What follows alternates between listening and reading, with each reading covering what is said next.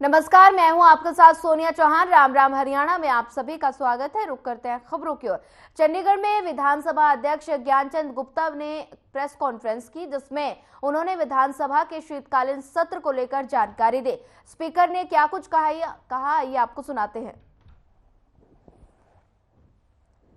बता दें कि शीतकालीन सत्र को लेकर जानकारी दी गई। विधानसभा अध्यक्ष ज्ञानचंद गुप्ता ने प्रेस कॉन्फ्रेंस की। बता दें कि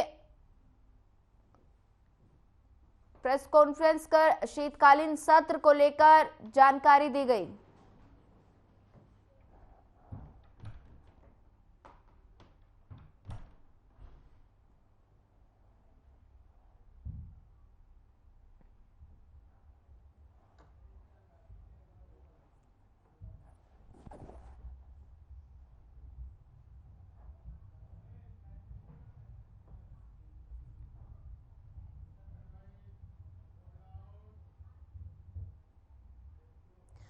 कांग्रेस प्रदेश अध्यक्ष उदय भान से हमारे बता दें कि कांग्रेस प्रदेश अध्यक्ष उदय भान से हमारे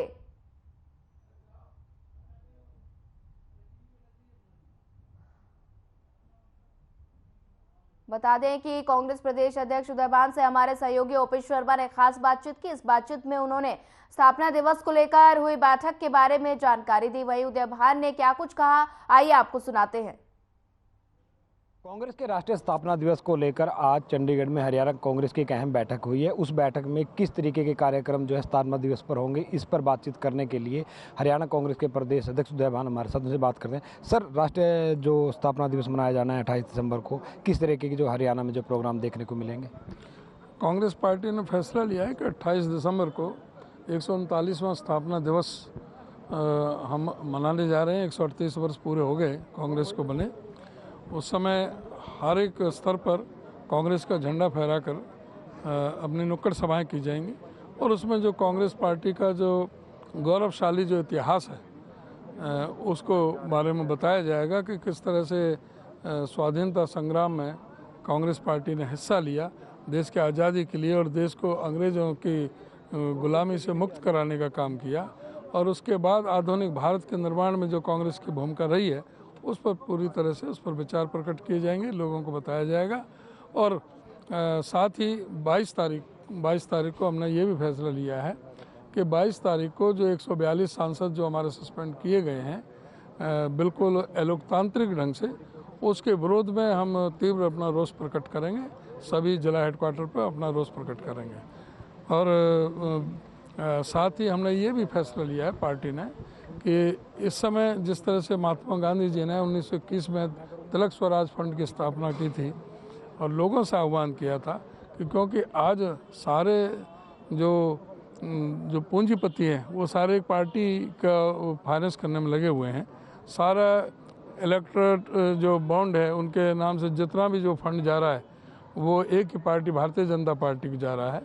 तो उनसे लड़ाई लड़ने के लिए लोगों का सहयोग और समर्थन चाहिए और लोगों से आह्वान किया है कि सभी कांग्रेस जनों से वो कम से कम 138 रुपये का अपना योगदान दे। जो ज़्यादा दे सकता है 138 से 1380 या 13,800 या 1,38,000 जैसी जिसकी क्षमता है वो पार्टी को डोनेट करे। वो अपना कार्यक्रम चलाया है, उसके बारे में आज ये मीटिंग में फैसले हुए।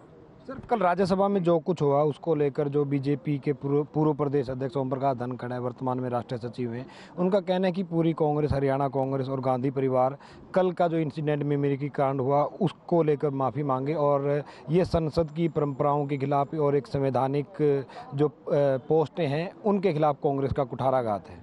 इस भाजपा का मूल कारण यही है कि मीडिया को इस्तेमाल करके जो मूल जो कारण होते हैं, मूल जो उद्देश्य है, उनसे ध्यान भटका करके ऐसे मुद्दे लाए जाते हैं।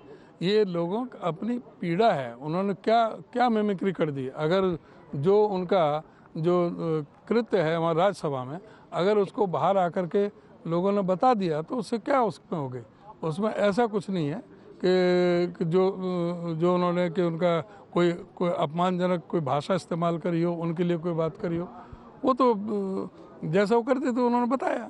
सर, कल इंडिया गठबंधन की चौथी बैठक हुई और ये बैठक 3 राज्यों में जो बीजेपी को 2/3 बहुमत के आसपास जो बहुमत मिला था, उसके बाद ये बैठक हुई है। और कल आपके ही घटक दल के सदस्यों ने राहुल गांधी की बजाय जो मल्लिकार्जुन खड़गे का नाम प्रधानमंत्री के तौर पर जो आगे बढ़ा दिया। क्या लगता है, कांग्रेस इन 3 राज्यों के चुनाव के बाद कहीं कमज़ोर हुई है, जो इस तरीके से घटक दल भी जो है अपने विचार खुलकर रखने लगे हैं?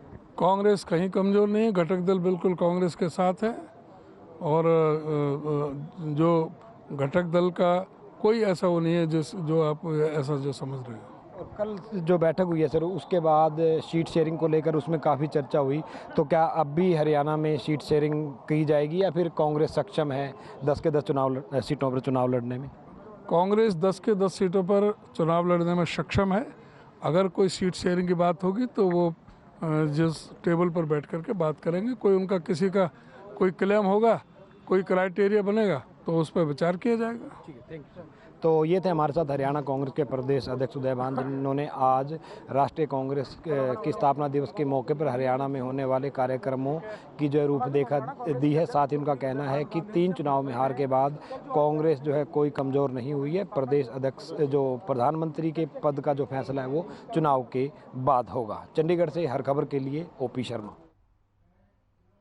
अनिल विज ने देश के कुछ राज्यों में कोविड-19 के मामलों में वृद्धि और देश में कोविड-19 के वेरिएंट के पहले मामले का पता चलने के बाद केंद्रीय स्वास्थ्य और परिवार कल्याण मंत्री डॉक्टर मनसुख मांडविया से वीडियो कॉन्फ्रेंसिंग करके चर्चा की। और इस दौरान उन्होंने कहा कि राज्य में अभी कोई केस नहीं है और कहा कि हम ILI और गंभीर तीव्र श्वसन संक्रमण के केसों का RT-PCR टेस्ट करेंगे। इसके साथ ही उन्होंने मामलों की निगरानी करके रिपोर्ट करने को कहा ताकि ऐसे मामलों की शुरुआती बढ़ती प्रवृत्ति का पता लगाया जा सके।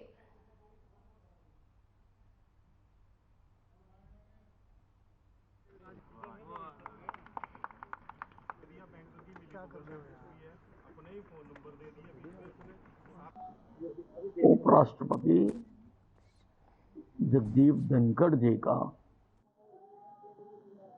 जिस प्रकार से ममता बनर्जी के सांसद कल्याण बनर्जी ने अपमान किया है, मजाक उड़ाया है, वो बहुत निंदनीय है। उनकी राज्यसभा सदस्यता खत्म कर देनी चाहिए और उनको किसी चिड़ियाघर में भर्ती करा देना। भिवानी पहुंची कांग्रेस की दिग्गज नेत्री किरण चौधरी ने सांसदों को निलंबित करने का आरोप लगाया है और देश में लोकतंत्र खत्म हो चुका है। उन्होंने उपराष्ट्रपति और मिमिक्री के मुद्दों को रोजगार और रोजी रोटी के मुद्दे से ध्यान भटकाने वाला मुद्दा बताया। तो वहीं लोकसभा चुनाव की तैयारियों को लेकर भिवानी, दादरी और महेंद्रगढ़ जिलों के सक्रिय कार्यकर्ता की बैठक ले रही थी और जिनमें उन्होंने कांग्रेस की यात्रा को लेकर दिशा निर्देश जारी किए। वहीं मीडिया से बातचीत में उन्होंने देश और प्रदेश के ताजा राजनीतिक हालातों पर अपनी राय रखी।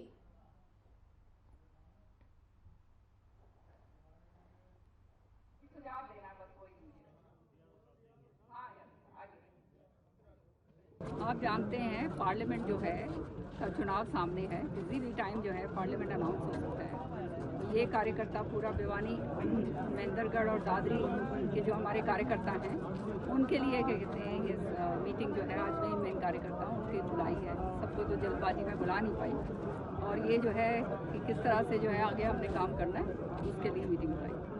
हमारी तो तैयारी पूरी है, आगे प्रभु जाने। प्रजातंत्र पूरी तरह से खत्म हो चुका है, ये पूरा देश देख रहा है, चाहे हरियाणा प्रदेश हो, चाहे हमारा हिंदुस्तान की जो है सबसे बड़ी जो है हमारी पंचायत हो, वहाँ पे हालात जो हो रहे हैं, हर एक आदमी को अपनी आवाज़ उठाने के लिए हक हो। फिलहाल वक्त तो चला एक छोटे से ब्रेक का। ब्रेक के बाद जल्द हाजिर होंगे।